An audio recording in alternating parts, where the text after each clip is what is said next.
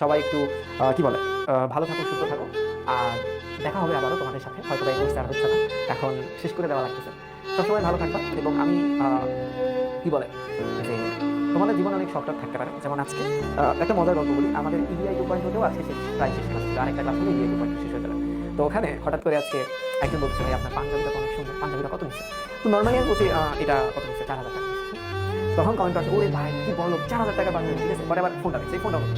তো এটাও তো প্রায় লাখ টাকা। তো তখন বাচ্চারা বলতেছে, ভাই আপনি তো বলো, দেখো কথাটা কেন বললাম জানো, এগুলো না সবার শখ থাকে যে এটা ধরো এখন একটা আইফোন থাকবে তোমার, এখন একটা বাইক থাকবে তোমার, দামি একটা পাঞ্জাবি পরবা তুমি, বা ঈদে একটা কাপড় কিনবা তুমি, সব থাকে না?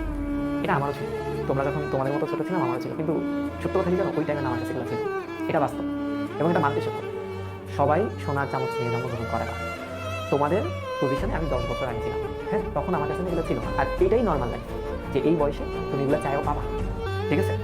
এই যে মাঝখানে 10 বছরের একটা পরিশ্রম করার পর আজ আমি এই পর্যন্ত আসছি। তো এই পরিশ্রম কি তোমরা দেখবা না? তো এই পরিশ্রমটা তোমাদের করতে হবে। তখন যে আমি বলতেছি না যে একটা আইফোন কেনা তোমার স্বপ্ন, এটা খুব তুচ্ছ একটা ব্যাপার। আগে আইফোন কেনাটা না অনেকটা অ্যাচিভমেন্টের মতো ছিল, বুঝছো? তখন আমি প্রথম আইফোনটা কিনলাম আমার লাইফে, প্রথম ইন্ডিয়ার পেমেন্ট দেখেছিলাম, বুঝছো, 70,000 টাকা দিয়ে। এবং সানি ভাই অর্ধেক টাকা দিয়েছিল, ধার দিয়েছিল। ওই টাইমে এত টাকা পয়সা ছিল আমার কাছে, এখন নেই।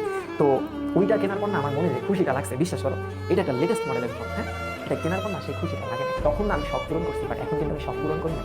আমার পুরান ফোন নিয়ে গেছিল, ফোনটা প্রায় নিবন্ধু অবস্থা, আমার নতুন একটা লাগবে আমি কিনবো।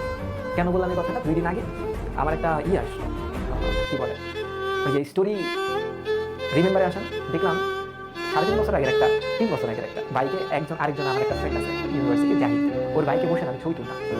তখন কিন্তু ভাবি নাই যে আমার একটা বাইক হবে, বাইকটার দাম অনেক 5-6 লাখ টাকা, আমি এটা ভাবি নাই। কিন্তু এখন কিন্তু আমার নিজের বাইক আছে, কিন্তু এখন নিজের বাইক নিয়ে কিন্তু আমি ছবি তুলি। আমি কয়েকটা জিনিস মেনটেন করি, বুঝছো কি কি? যে আমি জানি আমার স্টুডেন্টকে, আমার অনেক কিছু আছে স্টুডেন্টদেরকে দেখানোর মতো, কিন্তু আমি না দেখাই না, কিন্তু আমি ফেসবুকে কম্পোস্ট করি। হ্যাঁ, কেন জানো? অনেকে না হয় মানে কষ্ট পায়, এটা আমার নাই কেন, ভাইয়া কেন আছে? তো নর্মাল যে জিনিসটা আমি তো দিতে পারি, যে ওই বয়সে তোমার এগুলো থাকবে, কিন্তু আমি দিই না। তার তোমাদের একটা ভালো লাগা কিংবা মন যাতে খারাপ না হয়, এই কারণে আমি কিছু দেখাই না বা দিই না। তো এটা না তোমাদের নর্মাল লাইফ। এই লাইফে হাউস আসো বা হাউস আসে কোনো সুযোগই নাই তোমাদের এখানে। তোমাদের বাপ মা তোমাদের সেরা জীবনটা দিতেছে। যার বাপ মার মাসিক বেতন 15,000 টাকা, সেও তোমাদের সেরা জীবনটা দিতেছে। যার বাপ মার মাসিক বেতন লাখ লাখ টাকা, সেও বা তারাও তোমাদেরকে সেরা জীবনটা দিতেছে। এবং তোমরা সুক্রিয়া দেয় অল্প, ঠিক আছে? এবং বড় স্বপ্ন দেখো, খুব বড় স্বপ্ন দেখো, যেটা অ্যাচিভ করা যায় না এরকম স্বপ্ন দেখো। তোমরা বলতে পারো ভাই অ্যাচিভ করা যায় না এমন স্বপ্ন দেখো, হ্যাঁ ওইটাই দেখো। তাহলে দেখবো কি ওই স্বপ্নের কাছাকাছি রেখেছো। আর ওই স্বপ্নের কাছাকাছি যাওয়া মানে কি জানো? যে অনেকের স্বপ্ন তুমি ছাড়া গেছো এবং সেটা তুমি অর্জন করে ফেলছো। ছোটবেলায় একটা বাইকের স্বপ্ন ছিল আমার, এমটি কিনবো, হ্যাঁ, MT-15 ছেলেরা ছিল। আমি না MT-15, এটা ড্রিম ছিল, আমি না MT-15 থেকে দাম নিয়েছি, স্বপ্ন ছিল এমটি আমার, আমি না ওটা থেকে দাম নিয়েছিলাম। হ্যাঁ, আমি ছোটবেলায় আইফোন দেখছিলাম একটা স্টুডেন্টের হাতে, 7+, ওইটা নেওয়া আমার স্বপ্ন ছিল। এখন আমি 15 Pro Max, স্বপ্ন বড় দেখো। আমি বলতেছি না এই বুঝতে পারি, স্বপ্ন দেখো, স্বপ্নটা এমন দেখো যে তোমার আশেপাশের মানুষকে তুমি সুখে রাখতে পারছো কিনা, দেখবে আশেপাশের মানুষের দোয়ায় তোমার এগুলো হয়ে গেছে। বুঝতে পারছো? তোমরা অনেক ছোট, কখনো হাউস করবা না, 1000 বার ফেল করো, তাও হাউস আসবে, ঠিক আছে?